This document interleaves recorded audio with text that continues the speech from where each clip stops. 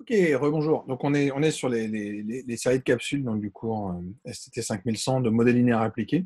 Donc je vous ai présenté assez rapidement les grandes idées autour du modèle linéaire dans le cas simple. Donc j'ai une variable y que je veux régresser sur une variable x.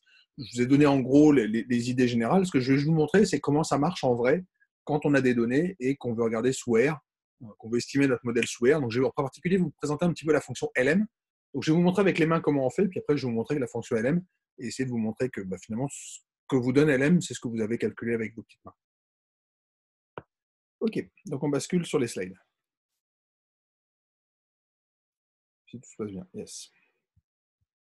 Ok, donc ça va être capsule numéro 4 dans les OLS. Donc on avait eu l'intro, puis deux petites capsules sur le modèle linéaire simple, l'inférence, puis dans la deuxième capsule, j'avais parlé un petit peu de test et de prévision. Donc on va essayer de mettre ça en œuvre sur une base de données très simple, qui est celle dont je parle depuis le début. Okay. Alors, je ne vous la mets pas complètement, mais c'est la base de données Davis, okay, qui contient trois variables, le sexe, le poids, la taille. D'accord. Donc j'ai très exactement 200 observations. Alors, il y a 5 variables, encore une fois, j'en ai déjà un petit peu parlé dans la première capsule, c'est le poids déclaré et la taille déclarée. D'accord. Et ce que je veux, c'est peut-être modéliser une des variables. Donc, on va peut-être faire un petit modèle dans lequel, alors, la réponse est donnée ici, je veux modéliser la variable y qui serait le poids. D'accord. Donc, vous voulez comprendre le poids d'une personne en fonction de sa taille. Okay. Je les ai appelés x et y parce que, de mémoire, dans les deux séries de capsules précédentes, c'était x et y, mes deux variables. Donc, j'ai techniquement un x qui est ici donc la taille d'une personne et ma variable y qui est tout simplement le poids. Okay. Puis je me demande, est-ce que je ne pourrais pas mettre un modèle linéaire? Alors, je ne vous ai pas représenté le nuage de points, d'accord? Je pense qu'il arrivera, j'espère, plus tard. Sinon, je le rajouterai dans le PDF. Je suppose que j'ai une relation linéaire entre les deux, d'accord? Avec du bruit. Encore une fois, je m'autorise à avoir de l'incertitude, d'accord? Donc, ma droite, elle va toujours s'écrire de la forme bêta 0 plus bêta 1 xi, ou x, plutôt pour le terme générique dans ma régression. Ok, donc ça va me donner l'équation de ma droite. D'accord. Je ne connais pas mon bêta 0, mon bêta chapeau, donc je vais devoir les estimer. D'accord. Donc je vais tout simplement considérer les estimateurs associés. Et comment je les récupère, ces deux grandeurs? Je les récupère par moindre carré. Donc ordinary least square, donc je vais minimiser la somme des carrés des erreurs. Ce que me dit les slides précédents, c'est que je commence par récupérer mon bêta chapeau 1. Mon bêta chapeau 1, il est écrit ici. C'est tout simplement la corrélation qui existe entre x et y, multipliée par l'écart type en y, divisé par l'écart type en x. Okay. Donc si je le fais numériquement, il me dit que j'ai une pente qui vaut très exactement 1,15. D'accord. Donc j'ai ma pente à 1,15. Donc la taille étant en centimètres et le poids étant en kilogrammes. Okay, il me dit que j'ai une pente à 1,15. Une fois que j'ai récupéré mon bêta chapeau 1, je récupère mon bêta chapeau 0 tout simplement en disant je dois passer par le barycentre. Okay, donc on sait que, que y bar doit être égal à bêta 0 chapeau plus bêta chapeau 1 multiplié par x bar. Donc ça me permet de déduire la valeur de mon bêta chapeau 0. C'est tout simplement la moyenne de y moins bêta chapeau 1 fois la moyenne en x. Okay, et ça me donne moins 130,91. Okay, donc je récupère mon modèle. Donc ça, on a déjà fait la première étape qui est construire le modèle. Donc le modèle est très simple.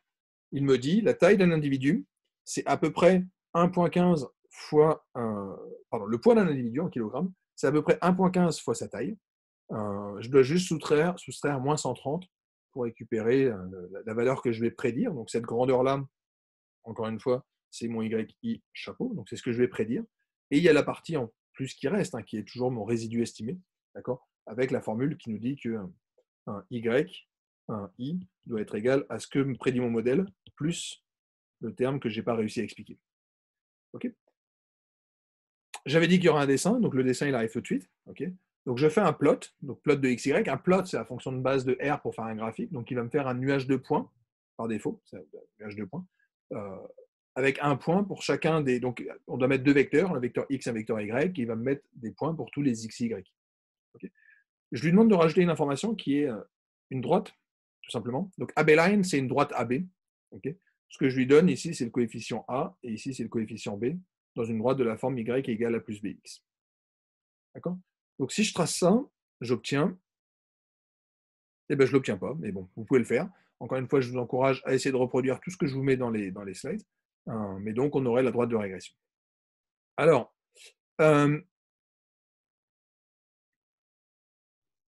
pardon, je t'ai juste allé voir. La courbe est 5 slides plus loin. Donc, on a effectivement ici le graphe avec le poids en ordonnée, la taille en abscisse. Okay, et les points bleus sont mes points que j'essaie qui sont les points de ma base de données.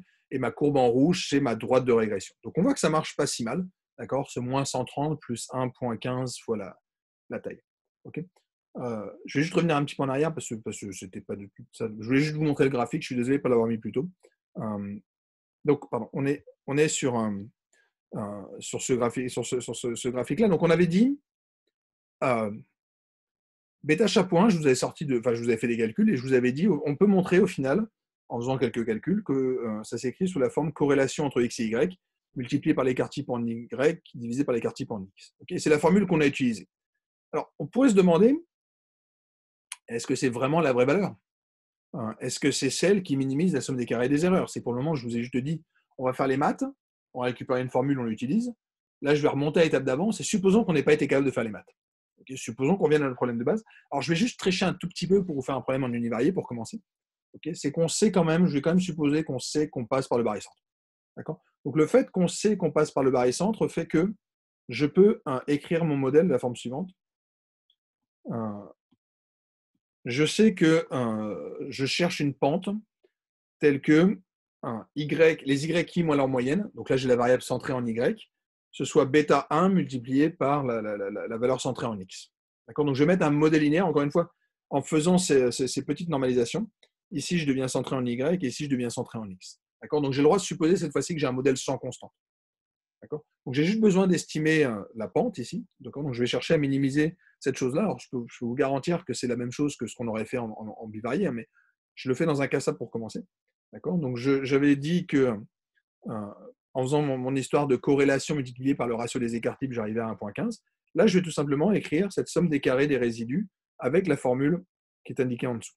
D'accord, qui me dit que je fais la pente sur les variables centrées, en y et en x. Okay, bah, si jamais j'essaie de minimiser optimum de la somme des carrés des résidus à partir de 0, simplement parce qu'il me faut une valeur pour commencer, bah, le paramètre qu'il me donne, c'est effectivement 1,15. Donc ça colle effectivement avec cette valeur-là. D'accord, donc effectivement, ce 1,15, les maths me disent que je peux trouver sa solution explicite, c'est la corrélation multipliée par un rapport d'écart type. Si jamais je n'avais pas envie de faire de maths, j'aurais quand même pu trouver le 1,15, tout simplement en disant numériquement, trouve-moi la pente qui minimise ce problème de moindre carré. Okay, donc c'est vraiment ce qui est fait ici. Alors je vous l'ai juste fait sur un dessin pour que vous le voyez. Ici, j'ai ma fonction somme des carrés des résidus en fonction de mon bêta 1. Okay, ce qu'on observe, c'est qu'il les minimums très exactement ici. Okay, donc c'est effectivement à peu près égal à 1,15. Okay, ce qui m'intéresse, encore une fois, c'est pas la valeur c'est pas la valeur de la somme des carrés des résidus. Elle m'intéressera cette valeur parce que elle me servira entre autres à récupérer un estimateur pour sigma. Mais pour l'instant, ce que je veux, c'est de récupérer ma droite de régression. Là, je suis vraiment dans la première étape qui est je veux me construire ma régression. D'accord? Donc ça,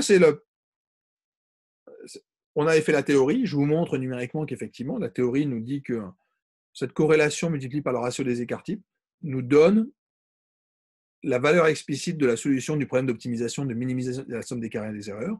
Mais si jamais je l'avais fait numériquement, j'obtiens la même valeur. Donc c'est un petit peu rassurant quand même. D'accord? Alors je peux le faire directement en bivarié. D'accord? Donc en bivarié, je m'intéresse à cette surface. D'accord? Donc cette fois-ci, j'ai une somme des carrés des résidus classiques, où je vais tout simplement dire, je vais prendre les y moins b1 moins b2 fois sigma. D'accord?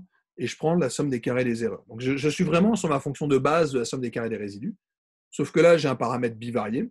D'accord, donc B devient un paramètre bivarié. Ma fonction optime marche en multivarié. Donc je dis, je pars de 0, 0, parce que je ne sais pas d'où partir. Et je lui demande, trouve-moi le minimum de cette somme des carrés des erreurs.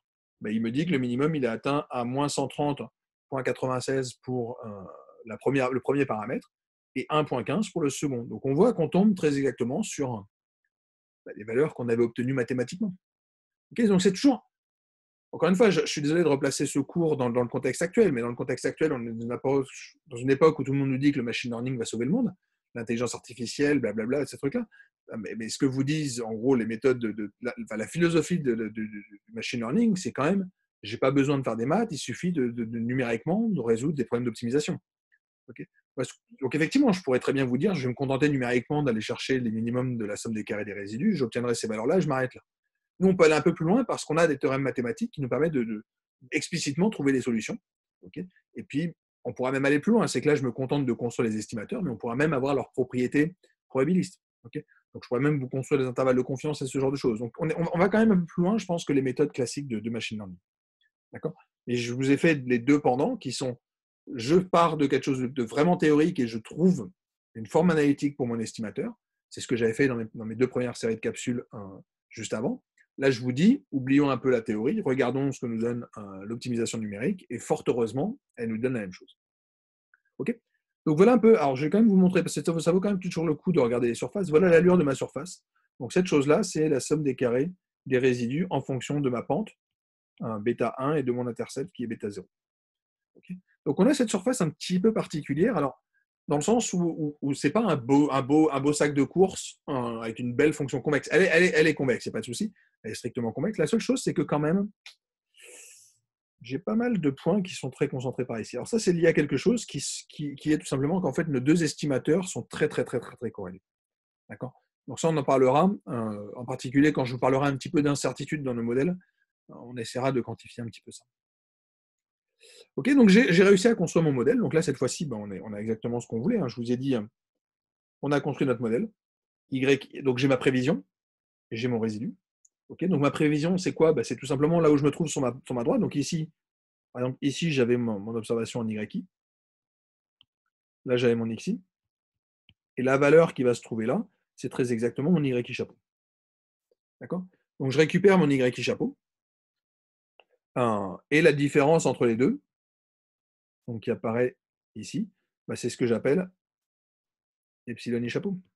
Donc voilà sur ce dessin tous les objets dont on parle depuis le début. Il y a les XI et les YI qui sont nos données. Il y a le modèle qui est ce trait rouge, qui me donne mon Y chapeau. Et la différence entre le modèle et la réalité, c'est ce que j'appelle epsilon chapeau. D'accord? Donc je peux juste regarder tout plein de choses, en particulier les conditions du premier ordre. C'est que, ok, j'ai réussi à construire donc j'étais parti des conditions du premier ordre, j'arrive à mes solutions. Là, la question que je peux me poser, c'est tout simplement, est-ce que de manière inverse, si jamais je partais de mes solutions, est-ce qu'elles vérifient les conditions du premier ordre? Okay. Donc, je construis mon Y chapeau, je construis mon epsilon chapeau, okay, et je me demande, donc les deux conditions du premier ordre, je vous rappelle qu'on avait obtenu, c'est que la première me disait la somme des epsilon i chapeau est égale à 0. Si jamais je somme tous mes epsilon chapeau, j'arrive à 2, 10, moins 12. Alors, on en conviendra, on n'est pas loin de 0 quand même, d'accord? Donc, c'est juste une erreur numérique, mais ça, c'est pas très grave. Et la deuxième, elle consiste à me dire, la somme des epsilon chapeau i xi devait être égale à 0. D'accord? Donc je fais la somme des produits entre mes epsilon et mes x. Et là, j'arrive à 3, 10, moins 10. On en conviendra aussi, c'est numériquement quasiment nul. Okay, donc effectivement, les deux conditions du premier ordre sont vérifiées. Je peux aussi me poser la question de est-ce que je passe bien par le barycentre? La théorie me dit que je passe par le barycentre, mais est-ce que j'ai fait une erreur dans mes calculs? Alors, il s'avère que la théorie, elle est quand même bien établie depuis plusieurs décennies, d'accord? Donc normalement, ça devrait être bon. Mais je peux quand même vérifier qu'effectivement, bêta 0 chapeau plus bêta chapeau 1 x, donc qui est la valeur que j'espère avoir ici. Donc cette valeur, c'est bêta 0 chapeau plus bêta chapeau 1 x bar, pardon. Ça fait 65,255. Comme par hasard, c'est y bar. Okay, donc, c'est pas de la magie non plus, hein. Encore une fois, autant il y a pas mal de choses en machine learning qui peuvent être vues comme étant magiques. Ici, il n'y a rien de magique. Tout ce que je fais, je peux vous le reproduire, je peux vous le présenter de manière différente avec plein d'approches. Il y a vraiment des fondements profonds à tout ce que je vous raconte. Donc, c'est pas une coïncidence que je tombe là-dessus. C'est essentiellement parce que j'ai ma condition du premier ordre. C'est parce que j'ai ma constante. J'aurais pas de constante, j'aurais un petit problème. Okay, donc mes deux conditions du premier ordre, elles sont satisfaites numériquement. D'accord? Donc ça, c'est pas mal.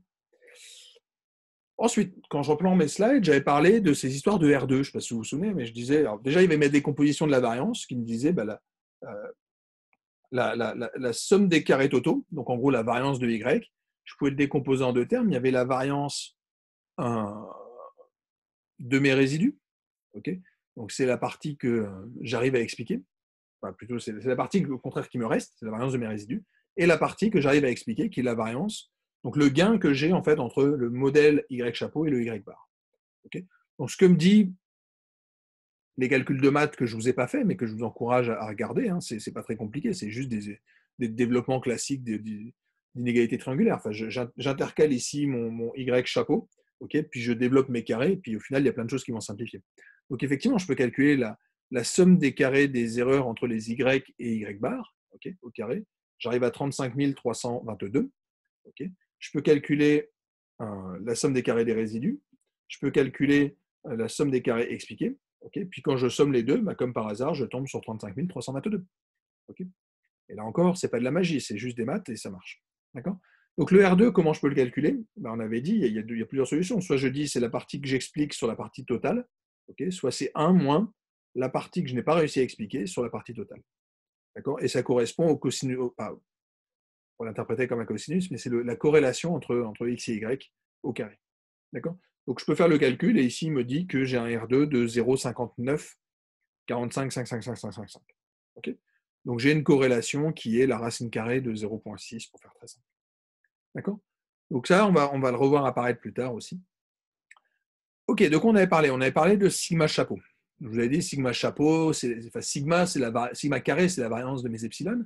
Je n'observe pas mes epsilon, je les remplace par leurs estimateurs. Donc on récupère ces epsilon chapeau carré. On sait que la somme des epsilon i vaut 0, donc je n'ai pas besoin de prendre la somme des epsilon chapeau moins epsilon bar. Il n'y a pas de epsilon bar, ça vaut 0. D'accord ? Donc c'est bien la somme des epsilon chapeau carré. Et je le divise par du 1 sur n-2, d'accord ? Tout simplement parce que, encore une fois, je perds un petit degré de liberté.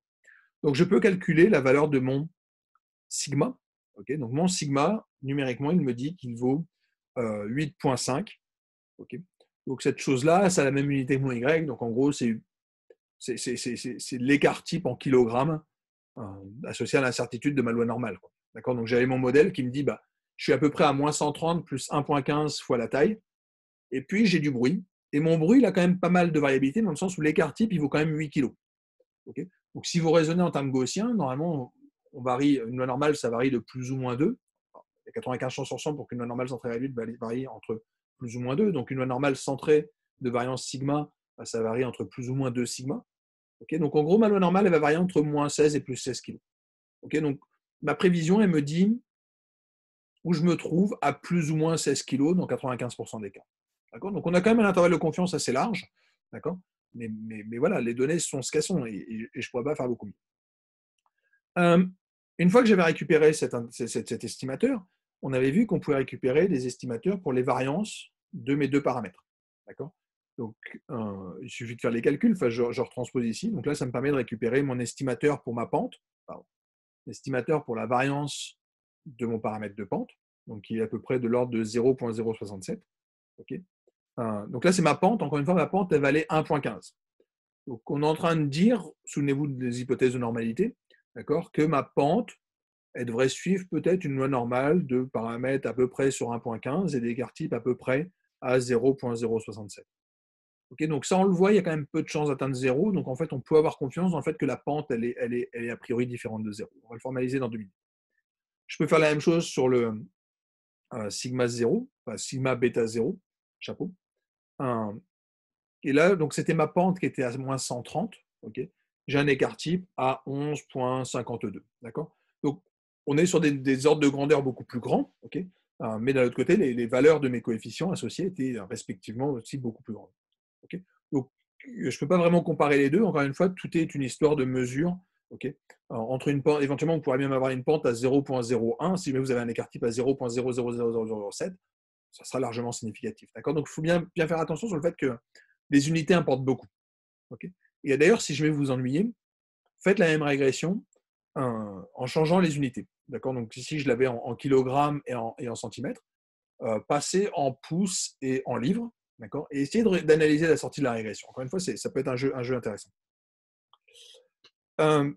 Et accessoirement, ça avait été mis dans plusieurs examens les années passées. Donc si jamais vous refaites les examens des années passées, vous devriez tomber sur cette question-là.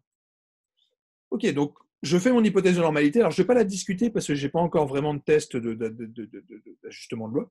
D'accord ? Mais supposons qu'on soit gaussien. Donc là, on le voit. On voit se profiler un point important qui va être est-ce que mon modèle est valide ? Donc, c'est ce qu'on va appeler la notion de diagnostic. Okay, il y a un moment, je vais faire plein d'hypothèses, avoir plein de conclusions, mais il y a un moment, il faut se dire est-ce que mes hypothèses de base, elles étaient bonnes ? D'accord ? Donc, il y a quand même un moment où il faudrait que je me pose la question de la normalité de mes résidus. J'en parlerai pas dans ces slides parce que c'est un sujet un peu connexe. Ok, mais question très importante dont on avait déjà parlé, c'est est-ce que ma pente, elle est significative? Est-ce que ma pente, elle peut valoir 0? Donc, on fait un test de valeur du fait que la pente vaut 0. Donc, je vous ai dit, la statistique de test, c'est tout simplement bêta chapeau 1, donc la valeur de la pente, divisé par l'écart type associé qu'on vient de calculer. Okay, si jamais l'hypothèse H0 était vraie, cette chose-là devrait suivre une loi de Student à n-2 degrés de liberté. Ici, n est grand, de mémoire, on a genre 200 observations, donc en gros, je vous le fais avec la louche, mais cette chose-là, c'est à peu près une loi normale n0. Okay, donc on peut regarder ce que ça vaut. Alors je peux calculer mes deux statistiques de test. Okay, donc j'ai mon T0 et mon T1, donc ils sont respectivement associés à bêta 0 chapeau, plutôt bêta chapeau, bêta 0 et bêta 1. D'accord, donc est-ce que bêta 1 vaut 0, est-ce que bêta 0 vaut 1? Okay. Donc lui, celui qui nous intéresse, c'est surtout le deuxième, c'est-à-dire la statistique associée à la pente. D'ailleurs, il y a une petite erreur ici. Okay, donc le test qui m'intéresse, c'est celui-là. Donc je ne change pas mon coefficient. C'est ma pente, est-ce qu'elle vaut 0 ou est-ce qu'elle ne vaut pas 0? Donc c'est bien bêta 1. Okay. Je peux calculer ma statistique de test. Donc en l'occurrence, ici, elle vaut très exactement 17. D'accord, et ben, donc on verra tout à l'heure, on va essayer de le quantifier. 17, tomber sur 17 avec une loi normale N01, c'est pas super fréquent. Okay, donc il y a de fortes chances quand même pour que ma pente, je la considère comme étant vraiment significative. Okay, ce que je vous avais dit, c'était qu'on peut aussi faire ce petit test avec la statistique de Fisher. Donc la statistique de Fisher, je peux la calculer. Okay, ce que je vous avais dit, c'était que cette grandeur-là doit être proche en théorie, doit correspondre au carré de la statistique de Student. Donc on était tombé sur 17.039. Pour rappel, 17 au carré, ça fait à peu près 289. Okay, je tombe sur effectivement 290. Donc on voit bien que cette grandeur-là, c'est effectivement égal à ma statistique de test au carré. Okay, donc jusque-là, tout va bien. D'accord, donc on a réussi à récupérer les différentes grandeurs. Et juste pour conclure, on avait parlé un petit peu de prévision. Okay, donc on avait dit, si jamais je veux faire une prévision, déjà je peux récupérer mon prédicteur. C'est tout simplement dire, si jamais je veux faire une prévision en un point x, je vais prendre bêta 0 chapeau plus bêta chapeau 1 multiplié par x. Okay, je peux récupérer l'intervalle de confiance. L'intervalle de confiance, il est expliqué ici. Alors c'est basé sur l'écart type qui se trouve ici. Donc l'écart type qui se trouve là, je le calcule ici. D'accord, donc c'est mon S multiplié par la racine carrée de blablabla. Et après, je vais devoir corriger. Donc je vais construire mon intervalle de confiance en disant, je vais prendre mes quantiles de loi de Student, et après je multiplie par mes écarts. Okay, donc, je peux construire comme ça mon intervalle de confiance. Donc, je le fais ici, par exemple, pour 1m70. Donc, oups, je me décale un tout petit peu. Donc, supposons qu'un nouvel individu arrive et qui fait très exactement 1m70. Okay, dans ces cas-là, je vais être sûrement par là. La valeur que je prédis, elle est ici. Donc, la valeur qui est prédite, elle est très exactement à 64. Donc, c'est effectivement cohérent. Et je récupère un intervalle de confiance qui va être de cette forme-là. Okay, donc ça, c'est mon intervalle de confiance de prévision. C'est où est-ce que je devrais me trouver dans 95% des cas. Okay, donc l'intervalle qui se trouve là me dit que dans 95% des cas, je devrais me retrouver entre ces deux valeurs-là. D'accord? Donc voilà un peu comment ça se construit. Donc mon intervalle de confiance, il est là, hein, il est à 47,81. Donc on voit qu'on a quand même une marge d'erreur qui n'est pas négligeable. D'accord? Mais encore une fois, c'est sûrement mieux que si jamais j'avais rien fait en tout cas.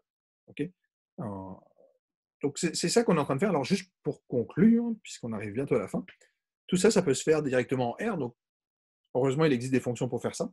Donc premièrement, la fonction pour faire une régression, c'est la fonction LM, donc de linear model. Comment est-ce que je fais une régression? C'est très simple. On a une écriture symbolique qui va intervenir ici, qui consiste à dire que je vais faire Y expliqué par X. Okay, donc ça va me permettre de construire le modèle tout simplement Y égale bêta 0 plus bêta 1 fois X. D'accord, donc implicitement, il y a toujours ma constante. Okay, et j'ai juste besoin de lui dire le nom de ma variable Y, variable X, et je lui dis quelle est ma base de données. D'accord?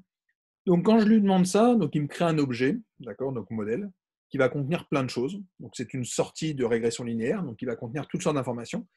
Encore une fois, si vous avez le temps, essayez de le refaire et de regarder ce qu'il y a dedans. Vous verrez que vous allez récupérer les résidus, les prévisions, la matrice de variance-covariance, les estimateurs, toutes sortes de choses, des degrés de liberté, le sigma, le R2, toutes sortes de choses. Il s'avère qu'il y a une fonction très pratique sous R, qui est cette fonction summary. Donc la petite fonction summary ici nous permet de d'afficher une sortie de régression standard. Donc la sortie de régression, ce sera cette sortie-là. Et je l'encadre parce que c'est toujours la même que vous aurez, quel que soit le logiciel. Donc si jamais vous utilisez une sortie de régression en R, en SAS, en Python, en à peu près n'importe quoi, vous aurez toujours la même chose, en Stata même. Vous aurez toutes sortes de choses qui ressemblent à ça. Donc le principe de base, c'est que vous avez ce premier tableau. Donc dans le tableau, vous allez récupérer essentiellement 4 colonnes, la valeur de votre estimateur, son écart type, la statistique de test et la p-value. Okay, donc je récupère ces 3 grandeurs et les grandeurs qu'il me renvoie sont très exactement celles qu'on avait calculées tout à l'heure avec nos petites mains. J'ai mes 2 estimateurs ici. Donc effectivement, j'ai mon bêta 0 chapeau et mon bêta chapeau 1. On récupère nos écarts types. Donc si vous n'êtes pas convaincu, allez vérifier, mais on retrouve les écarts types qu'on avait obtenus tantôt. J'ai mes statistiques de test, donc on retrouve le 17 dont on parlait à l'instant, hein, c'est ma statistique de test du test de student, qui consiste à dire, cette statistique-là, c'est tout simplement bêta chapeau 1 divisé par sigma associé à bêta chapeau 1, sigma estimé associé à mon estimateur. Okay, donc c'est vraiment le ratio entre la première grandeur divisée par la seconde. Okay, et ensuite, on calcule une p-value. Donc il nous dit la p-value ici, elle est plus petite que 10-16. Donc en gros, il n'y a aucune chance de tomber sur 17 avec une loi de student, une espèce de loi normale en tout cas. Ça reviendra au même. D'accord, donc c'est ça que ça nous raconte. Okay, donc là, on récupère les différentes propriétés de nos estimateurs. On a d'autres choses qui sont des tests. Pardon. On a un autre estimateur, pardon, dont je n'ai pas parlé. L'autre estimateur, c'est celui de sigma. Donc celui associé à mon écart type. Donc mon sigma chapeau, c'est 8,5. Donc ça, on en avait parlé. C'est effectivement, quand je vous disais, mon 8,5 kg d'écart type, d'accord, dans mon erreur. J'ai mon R2. Okay, donc le R2, il est ici, il est à peu près à 60%, donc ça on en avait parlé aussi. Et j'ai ma statistique de test, qui est ma statistique de Fisher, qui est tout simplement, comme c'est un modèle simple, de régression simple, c'est le carré de ma statistique de student. Okay, donc c'est le carré de 17, donc c'est à peu près un petit peu plus de 289. Okay, donc on a 290. Et j'ai même la p-value, donc on s'aperçoit que la p-value, elle est du même ordre de grandeur que celle qu'on avait là. Okay, la seule chose dont je n'ai pas parlé pour l'instant, c'est une donnée qui est là, c'est ce qu'on appelle le R2 ajusté. D'accord, donc ça, j'en parlerai plus tard parce que c'est lié à la dimension de votre modèle et pour le moment, comme on fait des régressions simples, ça n'a pas trop d'intérêt. Okay, donc vous avez cette fonction LM qui est très utile sous R pour faire directement une régression, okay, qui vous renvoie en fait toutes les grandeurs qu'on a calculées et la chose passionnante, c'est qu'on arrive à réconcilier absolument tout, donc je peux tout vous reconstruire à la main, il n'y a aucun souci. Les grandeurs qui sont sorties ne sortent pas d'un chapeau magique, je peux vous les reconstruire à la main, c'est juste des calculs matriciels en fait. Alors, on ne l'a pas vu comme des calculs matriciels, on a vu ça comme des calculs de corrélation, de rapport d'écart type, mais c'était ça. Okay, puis autre chose, donc j'ai une fonction predict qui peut être particulièrement intéressante. Donc la fonction predict me permet de récupérer une prévision pour 1m70. Alors juste pour info, ici l'objet qui était là, c'était ce qu'on appelle un data frame. Okay, donc mon modèle est construit sur un data frame. Si je vous revenais sur un schéma de ce que c'est qu'un modèle, j'ai des données en input, j'ai mon modèle, j'ai des données en output. Il faut le même format d'input pour faire une prévision. D'accord, donc mon modèle a été construit sur une base de données. Quand je vais faire une prévision, il faut que je lui rentre en input une base de données. Donc je suis obligé de créer une base de données, donc un data frame, dans lequel je vais juste avoir une observation qui va être une observation dans une colonne qui va s'appeler taille 1m70. Okay, donc il y a juste ce petit point un petit peu technique que j'ai besoin de satisfaire, mais ce que je lui demande, c'est de faire une prévision sur mon modèle avec ma nouvelle observation qui est en gros à 1m70 en taille, et je lui demande de me faire un intervalle de confiance. C'est un intervalle de prévision. On peut faire, il y a deux types d'incertitudes. Il y a la prediction et il y a confidence. Okay, je reviendrai un petit peu là-dessus quand on parlera de l'incertitude de manière générale dans les modèles. Et je veux un intervalle de confiance à 95%. Okay, dans ces cas-là, on a très exactement les valeurs qu'on avait obtenues tantôt. On prévoit qu'on sera à 64 et l'intervalle de confiance, il est à 47 et 81. Okay, donc j'ai réussi, encore une fois, ce que j'ai fait au tout début, c'est pour vous expliquer d'où ça sort, mais je pourrais très bien vous dire, ok, essayez pas de comprendre d'où viennent tous les résultats. Vous avez des données, vous vous contentez de faire la fonction LM, vous vous contentez de faire un predict, et vous allez construire votre modèle et avoir une prévision. Okay, l'objet de ce cours, c'est quand même que vous compreniez ce qui se passe dans ce modèle. La construction de ce qui se passe dans ce modèle, je vous l'ai décrite. D'accord, donc on a réussi à construire ces estimateurs, en gros, par minimisation de la somme des carrés et des erreurs. On a récupéré notre pente. Une fois qu'on a la pente, on a récupéré la constante. La pente étant essentiellement liée à la corrélation et la pente et le coefficient d'intercept étant juste lié au fait que la droite de régression doit passer par le barycentre. Une fois que j'ai fait ça, j'avais des propriétés. Alors, sur lequel je ne suis pas rentré parce que si vous voulez vérifier les calculs des variances de vos estimateurs, faites-le, c'est incroyablement pénible dans cette régression simple. On verra que quand on fait des régressions multiples, c'est une formule triviale. C'est simplement sigma 2 exprime x-1. D'accord. Donc c'est vraiment une formule très très simple d'un point de vue matriciel, mais c'est juste que quand je veux l'expliciter d'un point de vue non matriciel, elle est vite compliquée. Okay. Donc je peux récupérer les deuxièmes grandeurs, puis après c'est juste de la théorie des tests. Okay. Donc finalement on arrive à tout construire comme ça, sans aucun problème. Ok, je vais m'arrêter là pour la régression linéaire simple. Je vais juste faire une petite parenthèse juste après sur le cas d'une variable catégorielle parce qu'on a des interprétations qui peuvent être intéressantes. Okay. Et je m'arrête là de partager. On se retrouve très bientôt.